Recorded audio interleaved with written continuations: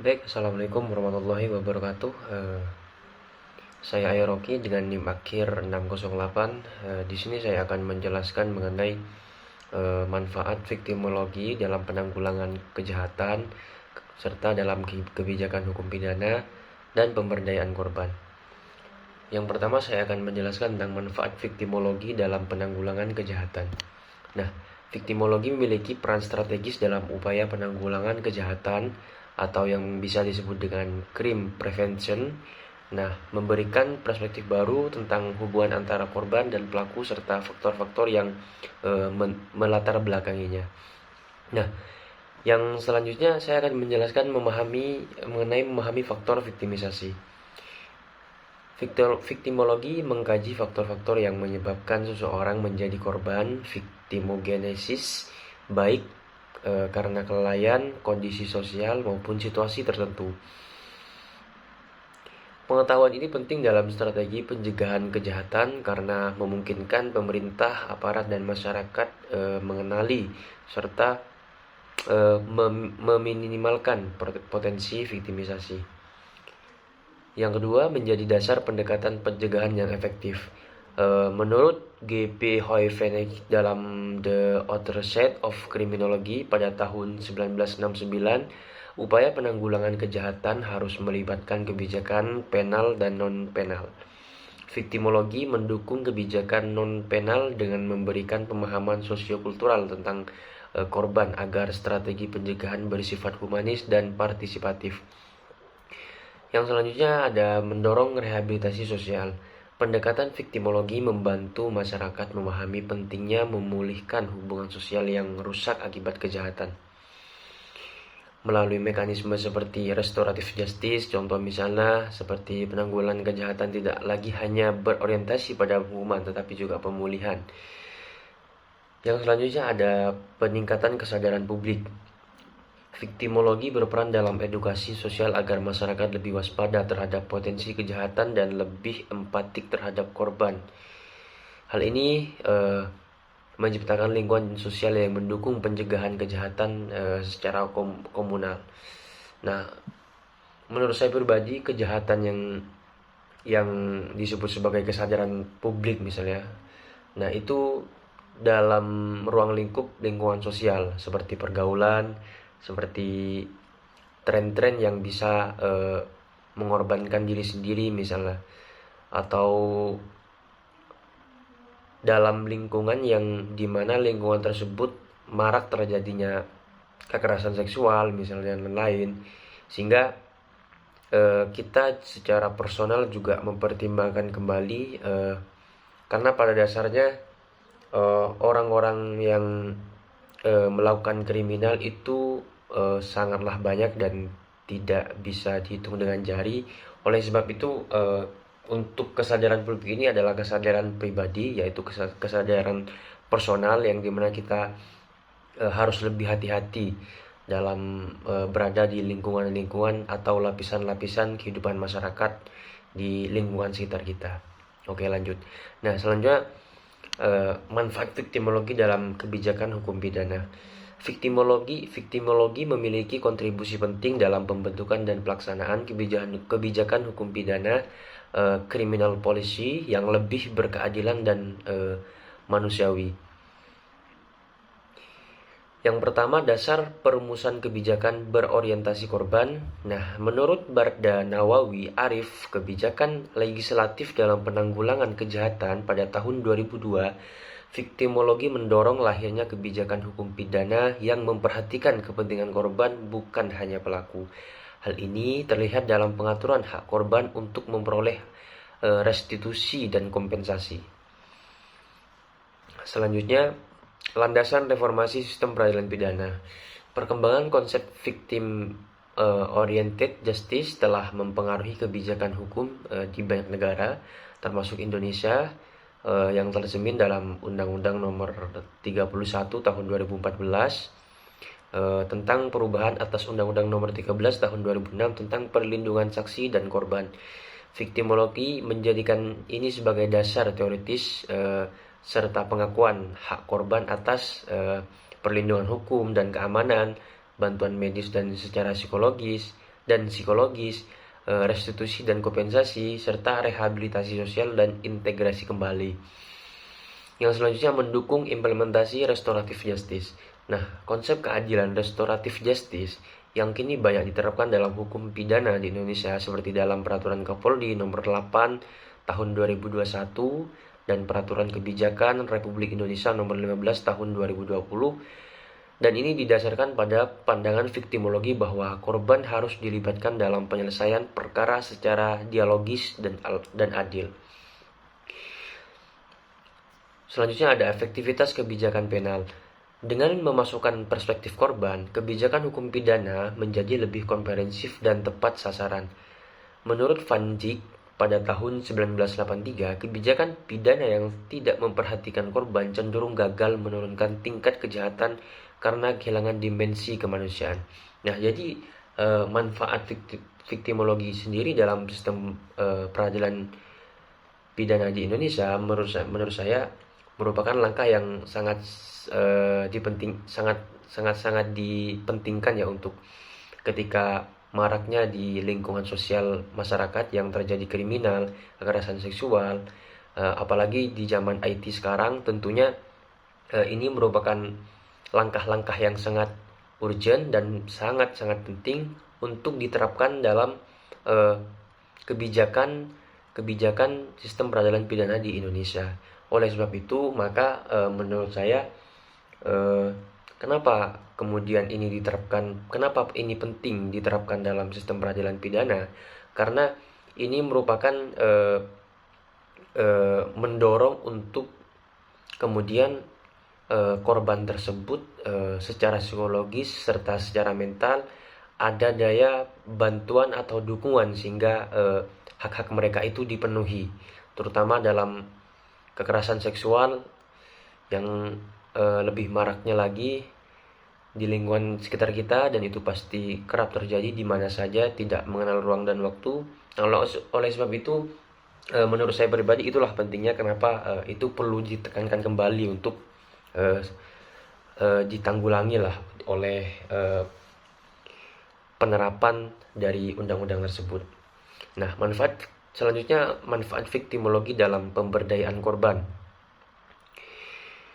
Salah satu kontribusi utama viktimologi adalah mendorong pemberdayaan korban victim atau empowerment agar korban memiliki kapasitas untuk bangkit dan memperoleh keadilan.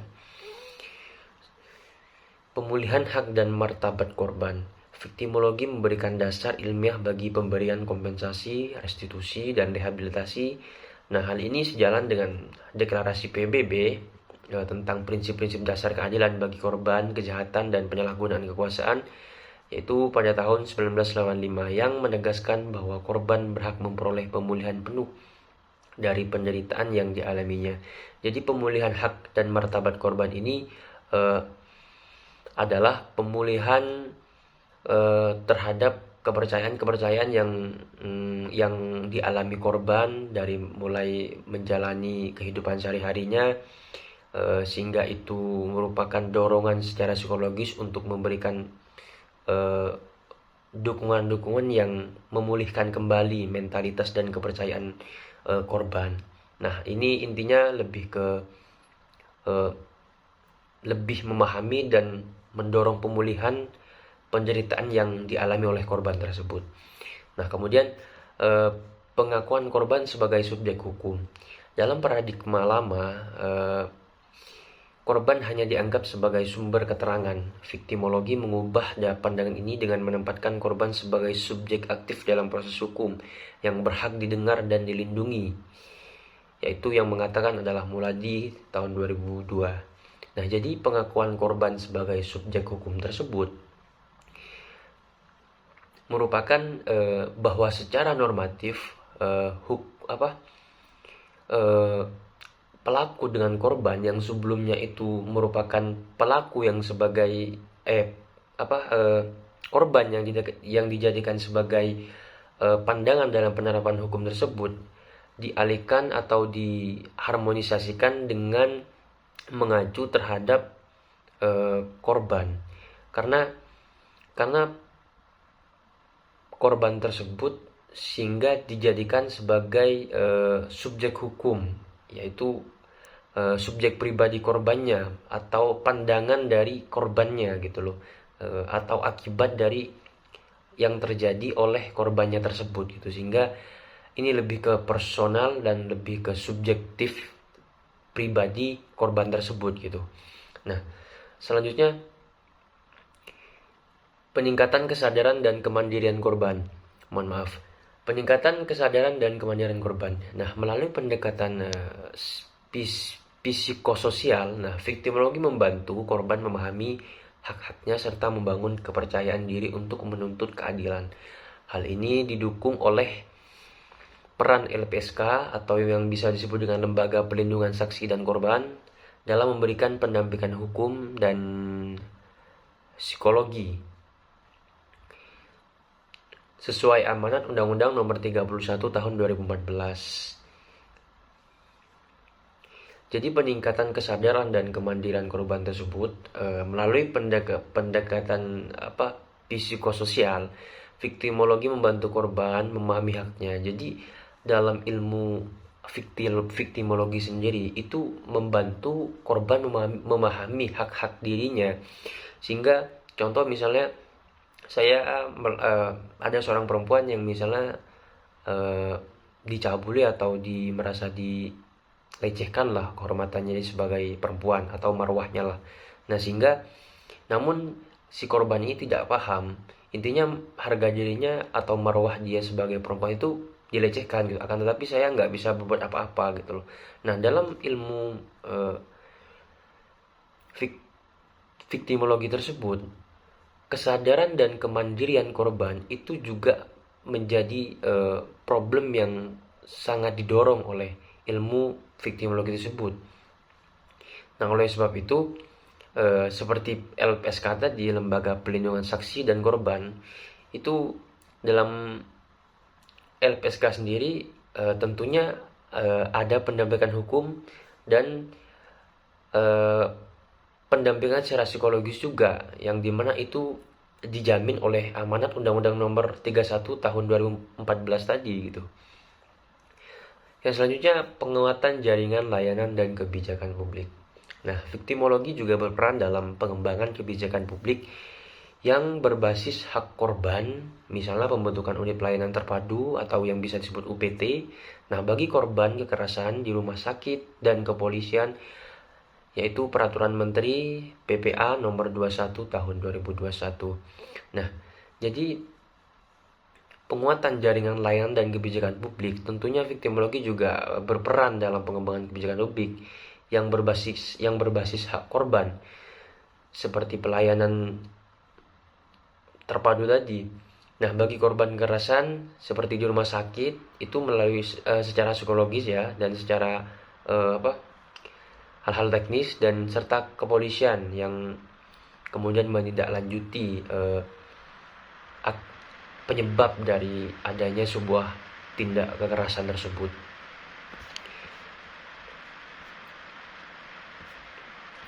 Nah, jadi saya akan menyimpulkan tentang dari keseluruhan yang saya jelaskan tadi. Viktimologi memberikan manfaat strategis dalam 3 ranah utama. Yang pertama, dalam penanggulangan kejahatan tadi. Nah, viktimologi menurut saya di sini adalah membantu memahami sebab aktivisasi yang mendorong pencegahan yang lebih efektif terhadap kekerasan atau delik-delik yang bisa berpotensi untuk sebagai kriminal kejahatan ya. Nah, yang kedua, dalam kebijakan sistem peradilan atau hukum pidana itu sendiri, viktimologi memperkaya orientasi keadilan dengan memperhatikan korban. Jadi hukum pidana itu sendiri, viktimologi itu merupakan benang merahnya gitu istilahnya itu. Atau viktimologi itu merupakan jalan dimana untuk mempermudah korban, dimana korban itu betul-betul dipahami, betul-betul kita rangkul gitu, benar-benar kita itu menyembuhkan gitu loh. betul-betul yang korban tersebut dibimbing supaya dia itu cepat pulih gitu. Karena kan setiap orang berbeda-beda ketika mengalami tindak-tindak kejahatan, apalagi seorang perempuan, apalagi ibu hamil, apalagi anak kecil, dan itu merupakan kejahatan-kejahatan yang bisa menimbulkan trauma atau gangguan mental atau ketidakpercayaannya terhadap sesuatu yang sebelumnya dianggap itu merupakan hal yang tidak demikian itu gitu. Nah, oleh sebab itu kebijakan hukum pidana yang dimana dalamnya itu adalah penerapan viktimologi tersebut, maka dalam hal ini lebih ke mengacu terhadap sisi korban. Intinya seperti itu. Nah, yang selanjutnya dalam pemberdayaan korban, viktimologi mendorong pengakuan, perlindungan, dan pemulihan hak korban secara menyeluruh. Nah, artinya secara menyeluruh korban tersebut, viktimologi itu mendorong seperti pengakuan bahwa dirinya itu dilecehkan misalnya oleh pelaku, serta pelindungan bagi korban untuk kemudian tidak untuk dilakukan perlindungan secara hukum dan perlindungan secara personal. Nah, serta pemulihan hak korban secara menyeluruh termasuk gangguan mental tadi dan kesehatan psikologis tadi serta ketidakpercayaannya pada awal sebelum kejadian tersebut gitu. Jadi mungkin seperti itu yang bisa saya sampaikan. Kurang lebihnya saya mohon maaf. Assalamualaikum warahmatullahi wabarakatuh.